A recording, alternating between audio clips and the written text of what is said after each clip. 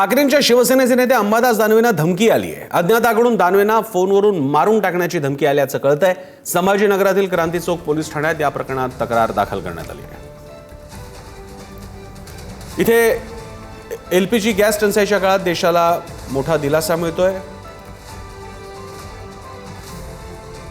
येईल ज्या भागातला येईल कोणत्या कार्यकर्त्याला त्याच्यावर तो कळल संदर्भ। आता तर मी संदर्भ नाही सांगू शकत। मग तो पोलिसांनी त्याचा तपास केला पाहिजे। त्यामुळे आपोआप तो नंबर सापडल्यानंतर तो व्यक्ती सापडल्यानंतर कोणत्या पासून धमकी दिली पाहिजे। कारण रोज आमच्याकडून काही गोष्टी चांगल्या होतात, काही गोष्टी वाईट होतात। प्रत्येक व्यक्ती वेगळ्या पद्धतीनं विरोधी पक्षात काम करतोय, त्याच्यामुळे वेगळ्या पद्धतीनं सत्ताधाऱ्यावर आरोप करत असतो। त्याच्यात आपल्याला एखादी बाजू घ्यावी लागते, त्याच्यामुळे दुसरी बाजू नाराज होतात। या सगळ्या गोष्टी रुटीन आहे, त्याच्यामुळे एखाद्याने केली असं शकतं असं मला वाटतं।